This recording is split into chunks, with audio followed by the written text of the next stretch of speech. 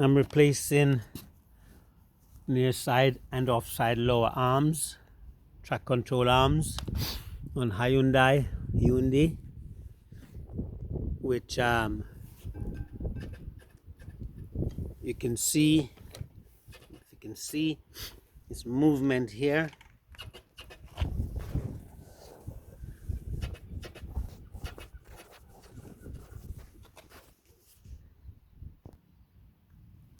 And I'm going to slacken off the wheel nuts first, and then I'm going to,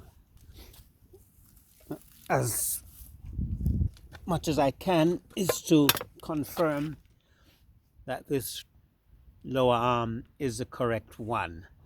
It should be, but what I have had with other vehicles is that this diameter here from one to another has been smaller, has been different.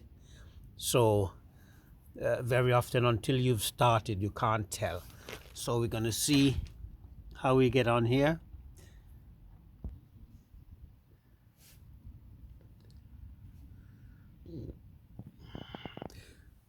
We've got the wheel off and come on here. Our pinch bolt here, there is a split pin that goes through it also.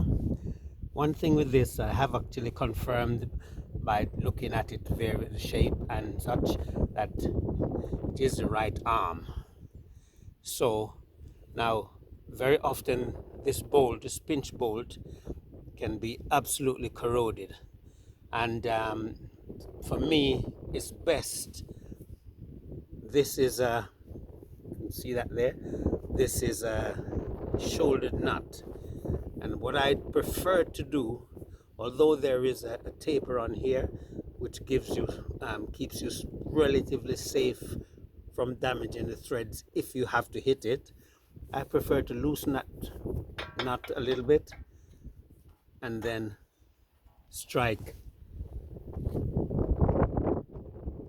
on using the shoulder on the nut.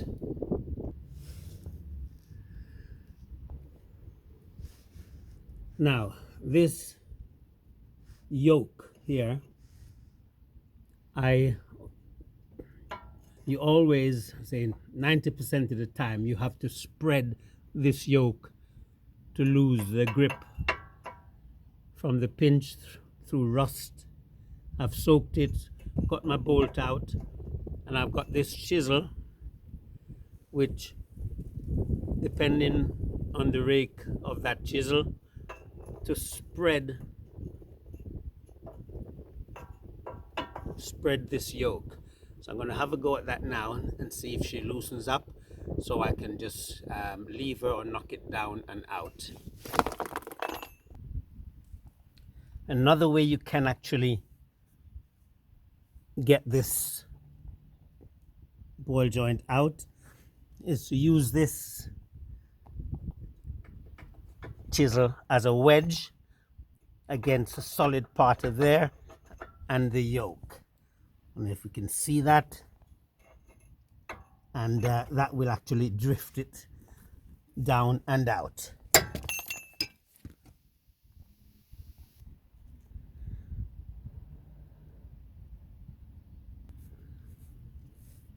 Okay, we got our ball joint on the move.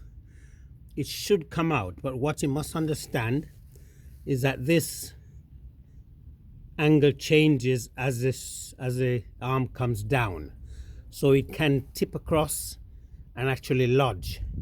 So in this case, because it is now moving, you could knock it back up again 1/8 of an inch just to see that it's moving, and either with a long bar on here going across the other side somewhere stout, you can then drift it and shake it out.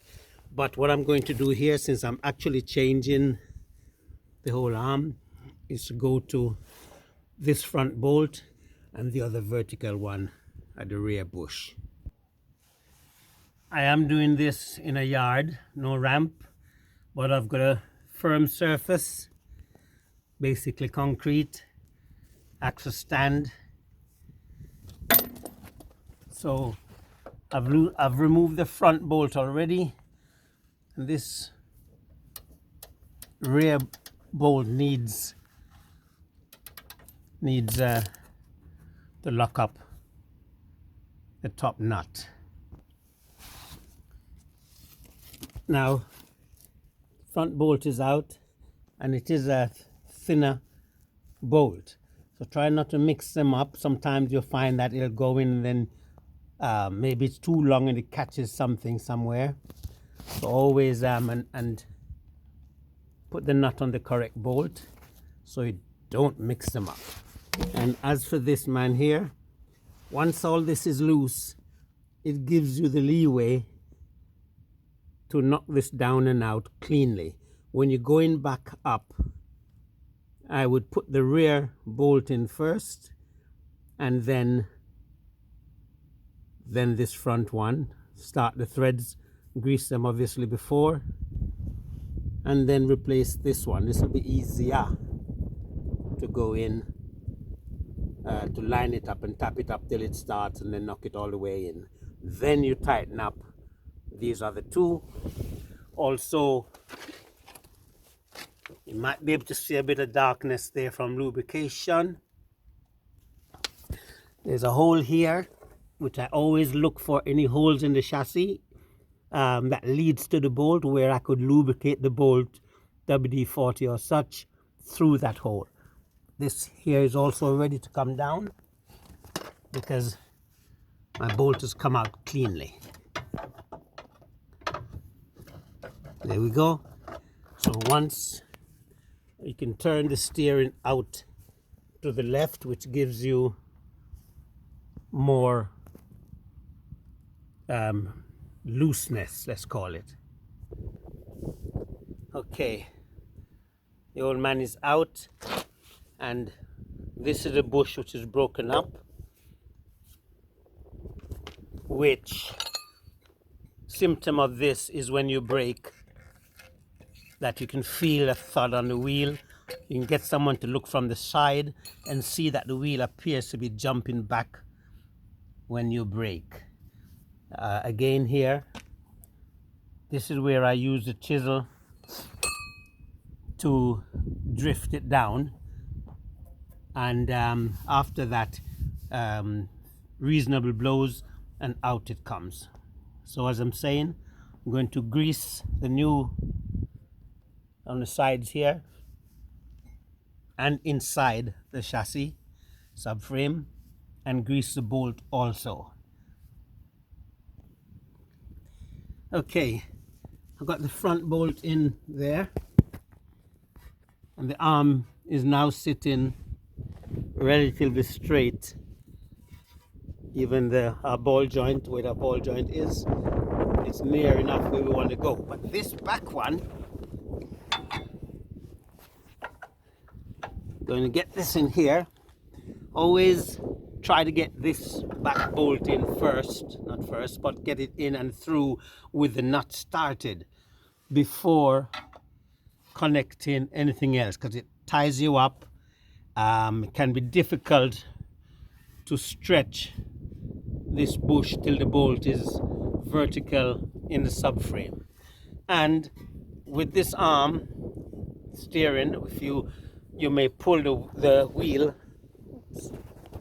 outwards to get bits and pieces in, but be careful that you don't pull the shaft out of the gearbox end, because the inner CV joint can come adrift, which sometimes you're able to feel your way around and reinsert it and get it back in position.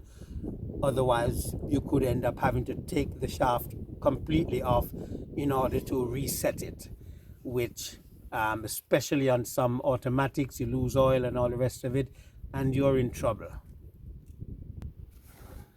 I've got my probe here going through to line up and show me where that hole is. Yeah,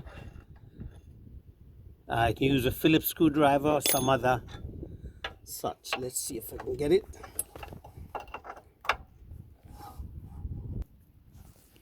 Okay, everybody's in, and this ball joint, being new, can be a bit tight to actually rock it over to line it up. But you can, I think you can see that angle on there was about 25, 30 degrees. It'll start off like that, but by the time it gets up, it will again change. It's changed. So that this is why you can't just be bashing it coming out. Okay.